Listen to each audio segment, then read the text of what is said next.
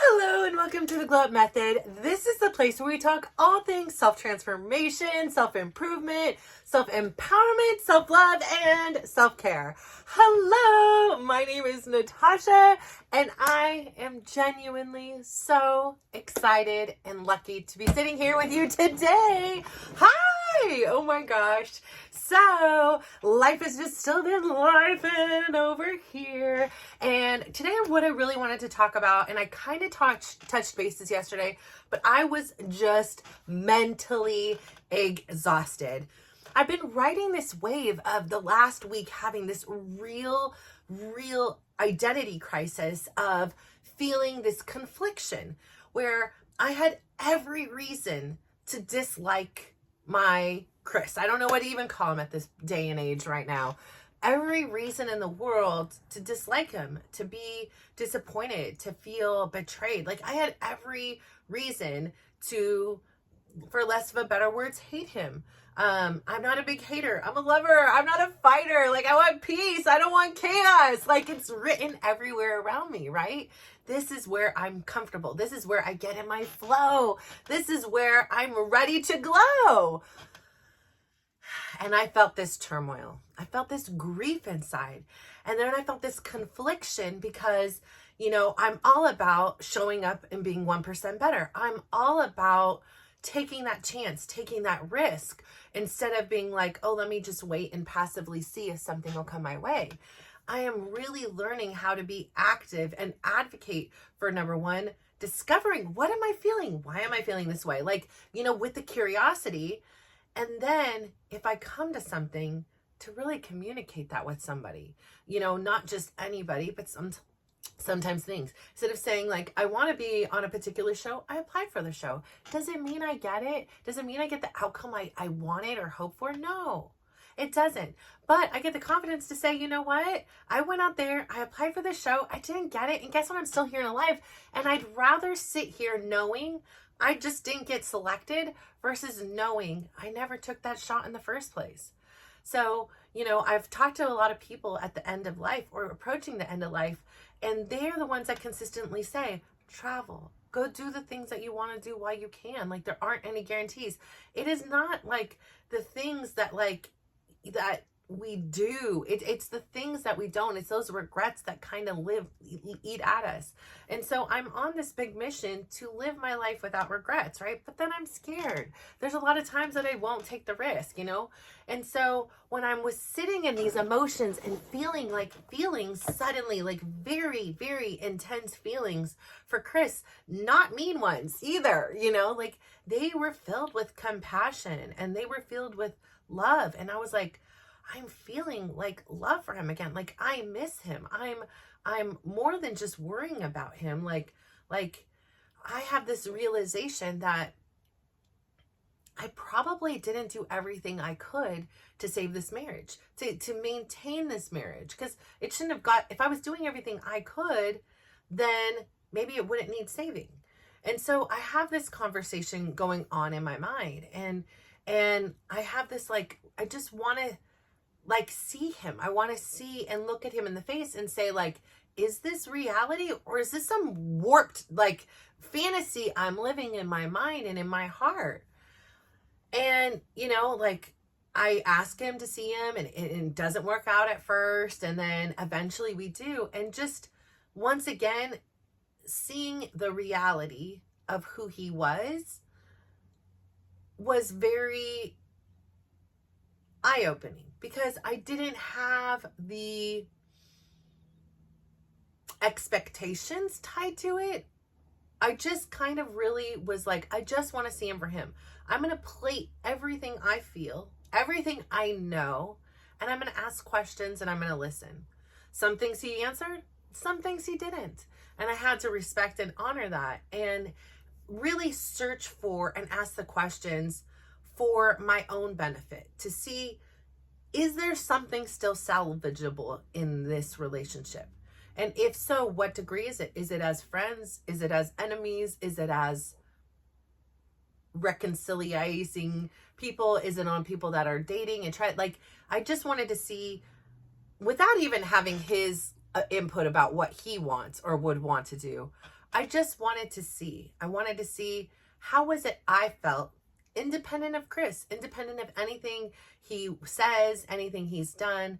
I want to know that if I have this information, that it's either going to be a form of closure or a form of, I still feel something and I would like to go down this road. Again, no guarantees that he's like, oh yeah, I want to go down that road with you.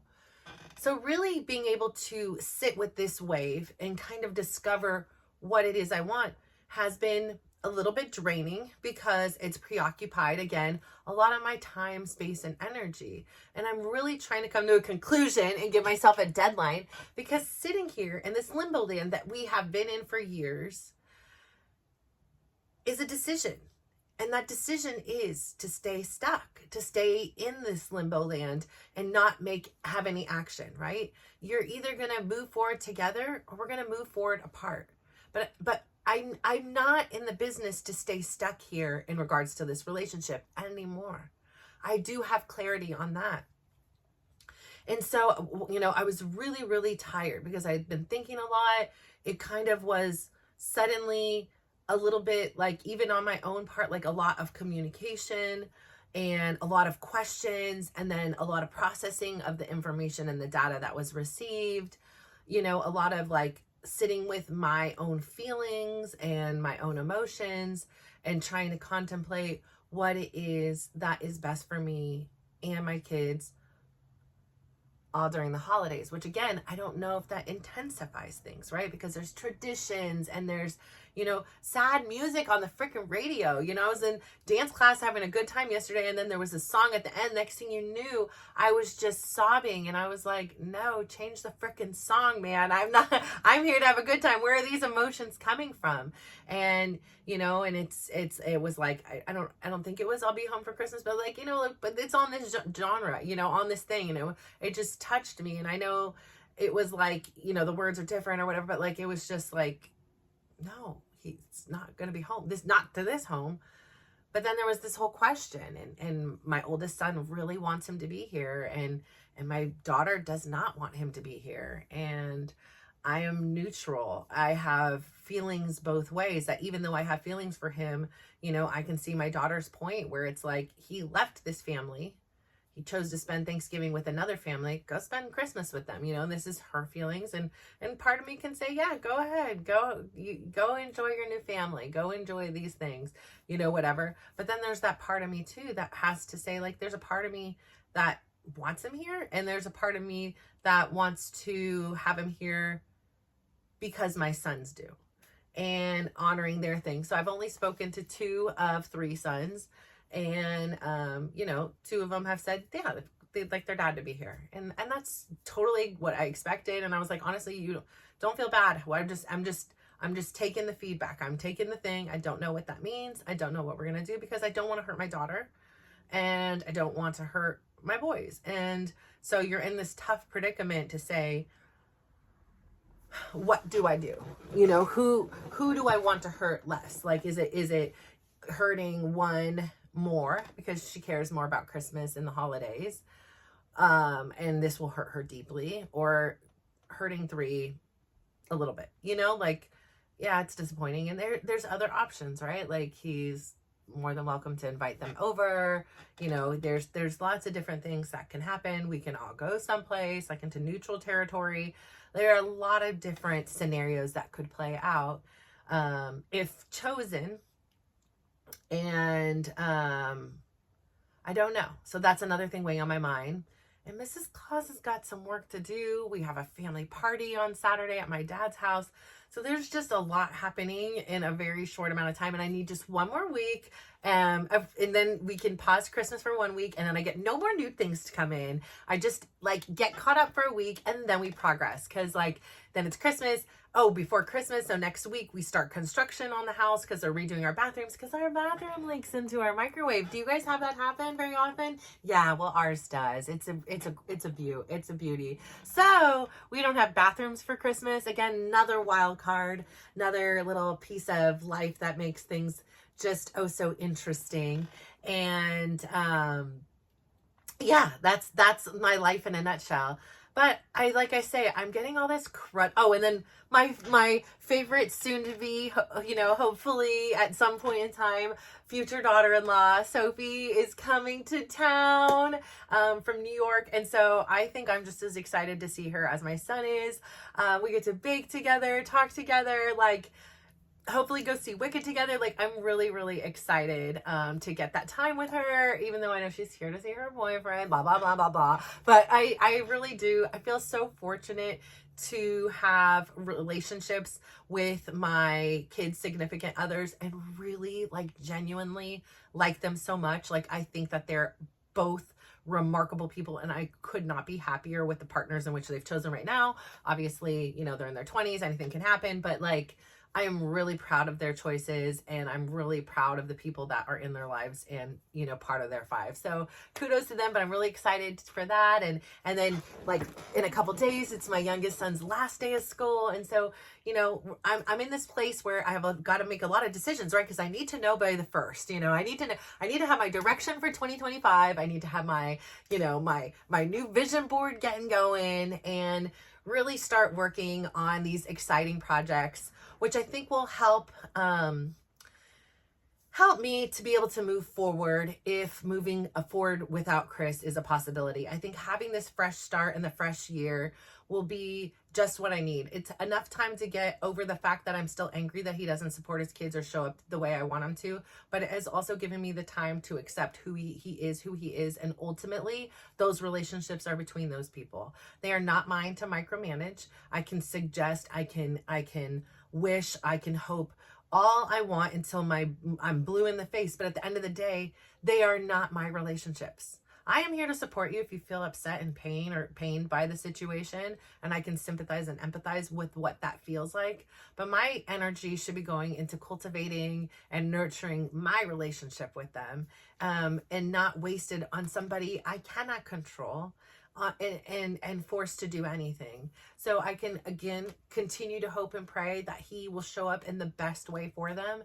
And hopefully with time, he will see and he will get into his groove of understanding, hey, I need to take a more proactive stance and invite my kids. But I can be grateful. Like right now, my kids needed haircuts, and one kid asked him, and then I kind of told the other two, here, I made their appointments at the same time. Like, cool, he can go pay and take them to get the haircuts. That's what he did all the time before. Like, I'm not going to take that on. And this is the first time he's seen one of his kids since the middle of November. So I think the end of November, maybe middle of November. It's been since November, and we're almost at Christmas next week. So you do the math. He hasn't seen him in a while. So it'll be good for them to have, all the boys are out and getting haircuts, and then they'll come home and do whatever. So, I do appreciate, I am grateful. I will give thanks where thanks is due, and I appreciate that he's off and handling that. So if they have to ask or however it goes down, it is what it is, but at least he's in handling it.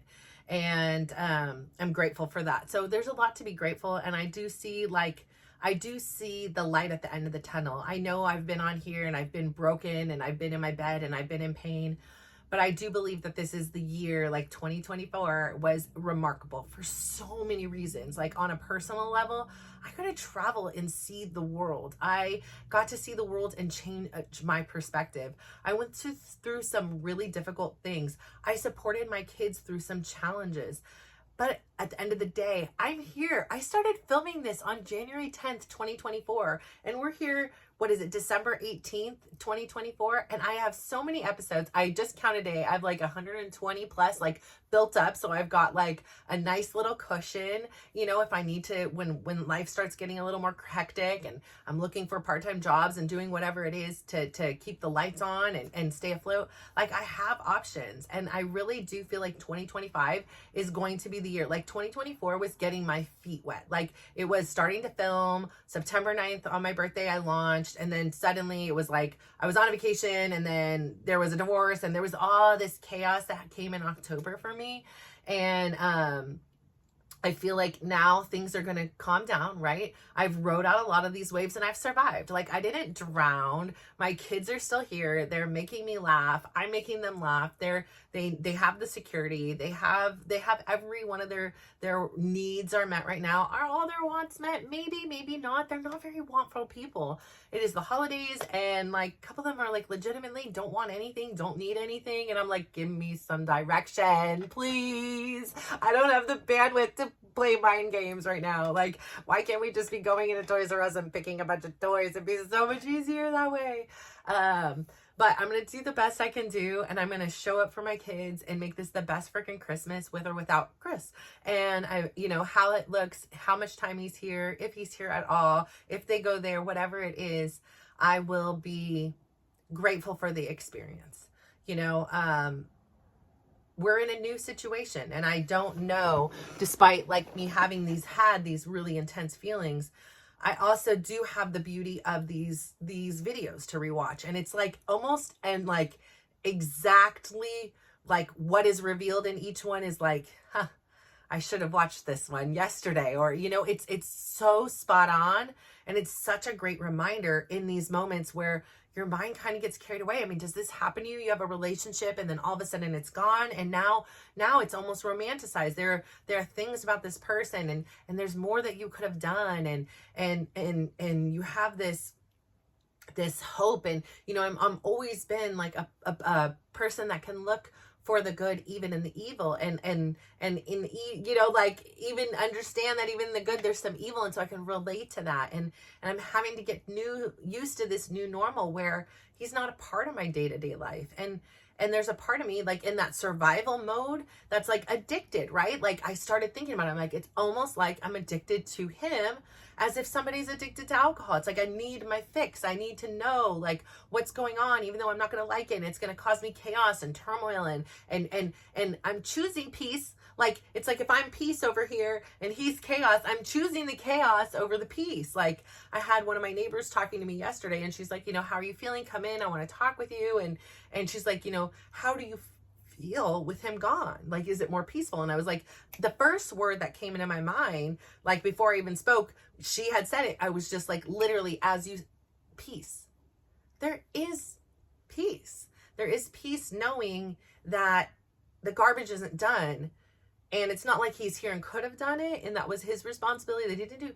It's just, it's not his responsibility anymore. So I'm not mad that the garbage isn't done. I just do it. It's part of it, my new life. Or I have my boys do it mostly, or my daughter's boyfriend does. I mean, I've actually probably like done recycling, but I don't even think I've done the garbage job since he's been gone. Like, I'll help put the garbage in the bin, because sometimes, that's a learning process for us all. And it's funny, he's gone because you open it, and the garbage bag is not in the bin as it should be. It's in disarray, and it just makes me chuckle, right? Like, one of Chris's things that he did do was he did the laundry once a week, and when he wanted. So sometimes it was every 2 weeks or whatever. And he had his own little system. We've adapted the system. And so, that means sometimes we don't have towels in the thing. Like, nobody else has folded the towels. And, when he first left, I took on most of his jobs. But then I realized there's not enough time for two people. Even if he didn't do much around the house, like, there are enough adults in this house and an older child that can help out and support this unit. It's not just me driving this bus. Like, we can help each other as a partnership and a team. And so that's been really helpful, because the garbage gets done, the laundry gets done, the insect, removal, like, it doesn't happen often, but I'm like, I need to call in reinforcements. Like, I'm not the one to do something on a ceiling above my bed. Like, I can't. I would if I had to. I know. But as long as there's other people, I can't. Like, it's one of those things. So, life is moving along and it's progressing. And one of the overwhelming themes for the last few days has been not making a decision is making a decision. The decision is to stay stuck where you are. And I don't want to be stuck. Like, I am on this journey. I'm on a growth journey. I am on a, I'm ready to transform my life. I have transformed my life. I went today to a doctor to talk about, because, I'm doing anything to kind of, my back is at, yesterday during class, because I did 3 classes, like, it's like if I hit over that 15,000 mark on accident, because I did a dance, I did a bar class, I went for a walk with one of my sons when we do our talk. And then I was like, oh, this will be the last dance class on a Tuesday for a year. And then I can't next year, blah, blah, blah, blah, blah. No reason to get into all that. But I was like, I want to go. And I went, and it was just like, it was pretty achy. And so I really try to like listen to my body and be like, nope, that did way too much. I've been hanging out at my 10,000 steps, and that's been like a safe zone. So it'll flare like to like a 1 or a 2. Yesterday was a little bit more irritated, a little bit of 3 or 4. I was a little frustrated.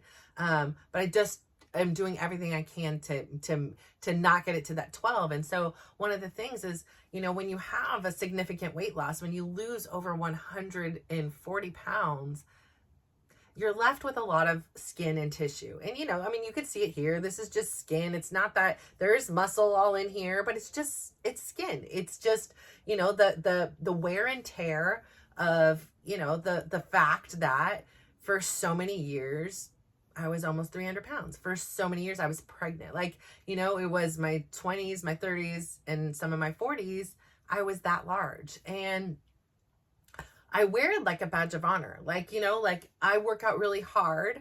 I've got loose skin in my inner thighs, and I have a significant amount on my lower belly. It's like an apron belly, right? But I do know how to like wear things. I know like for sure jeans don't look good on me.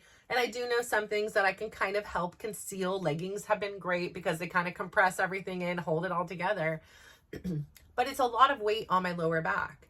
And, it was one of the things I talked about with the orthopedic surgeon was like, maybe getting rid of this, and not like a tummy tuck and all those extra things. Listen, I am not the queen of vanity. I know it looks like it with all my makeup and hair done here. No, I'm not. Like it's not about that. It's not about the way in which I look.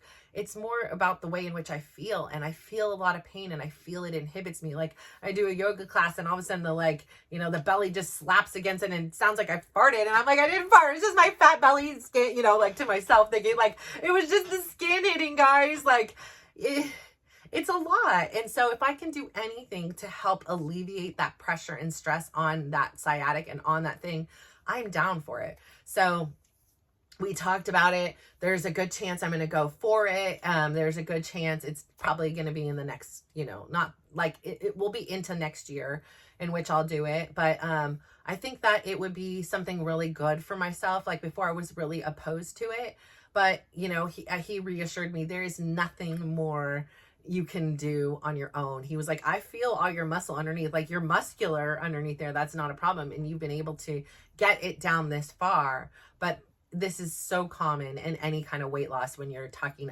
over 100 and something pounds. And, you're fine, to just keep it as it is. But for me, it's really this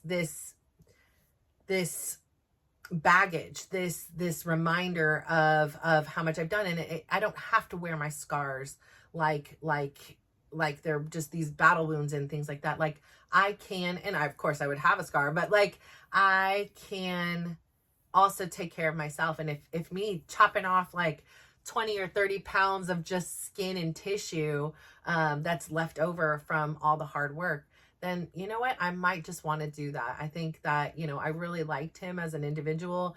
Is it going to look like it was done at a plastic surgeon? No, because he is not a plastic surgeon. And it is, I'm not spending $25,000 on a mommy makeover here. I don't need all that. Like, I just want to be able to be out of pain. And if that helps alleviate it before I start messing with my spine, like I want to give it a shot, a go on it. And if it looks so bad, I could just, go at that point or something, but I'm not really, that's not a concern of mine. I'm not like, it's the least of my worries is the way it looks. Like I say, I'm really proud of myself. And even though that may mean I work out harder than somebody else, and this is the way my arms look forever, it just is the way it is. Like that's what happened. Those were my choices. And this is the consequence of it for now. And if I really so don't like it down the road, I can always make adjustments and adaptations. And it doesn't, like a lot of people ask me, like, what about the sagging skin? And what about the sagging skin? And I'm like, honestly, I would rather have the sagging skin and the heavy, like the loose belly here versus the huge, ginormous belly that looked like beyond I was pregnant. Like that was heavier to carry than this. That was harder to live with than this. So yeah, this is disappointing because it maybe doesn't reflect all of the choices I've made, but I didn't make the choices to look a certain way. I saw a friend at the gym yesterday, hadn't seen her in a while, and she looked amazing. She has made, oh my gosh, I was so proud of her. I'm like, you look so good. Like, I'm so proud of you. And she was confessing that she was disappointed that the scale hasn't moved in so long. I was like, throw the scale away. I'm telling you, single best choice I made in my weight loss journey was throwing the scale away. I said, friend, I'm not gonna say her name. I said, you are not the outcome. That number on that scale, it doesn't define you. It's every single decision and choice and action you took from when you started this journey, even beyond until where you are today. That is your scale. How do you feel?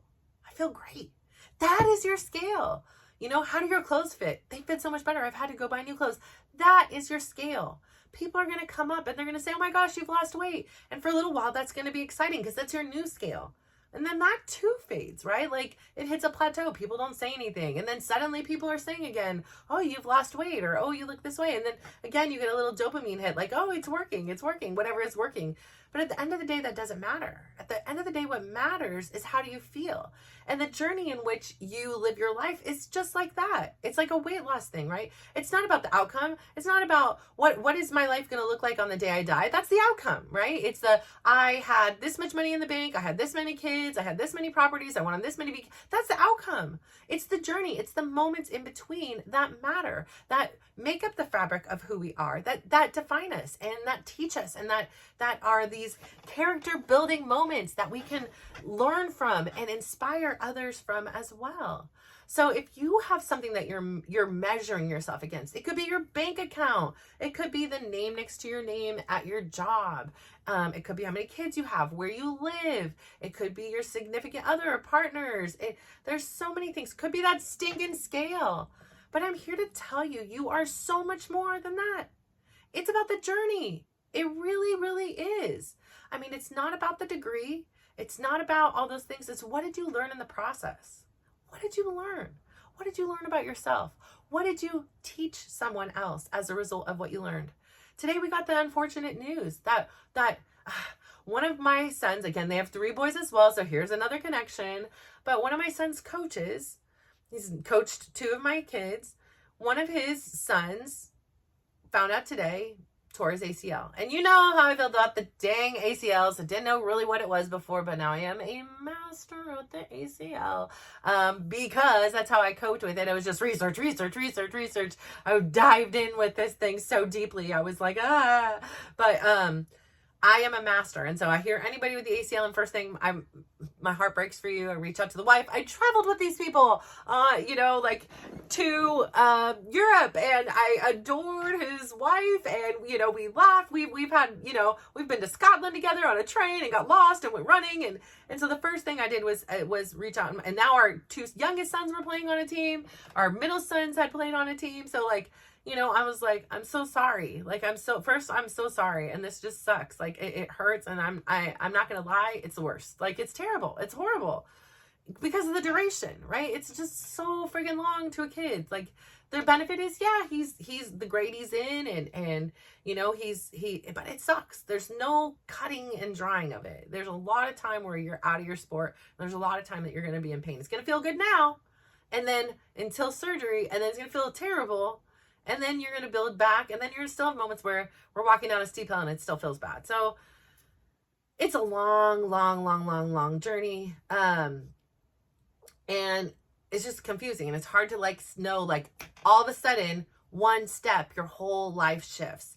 But it's about learning from those lessons. I didn't just take what I had and all that information and knowledge I've learned and all that experience and gatekeep it. I'm like, let me know what you need. I am a resource. My son is a resource. We are here for you.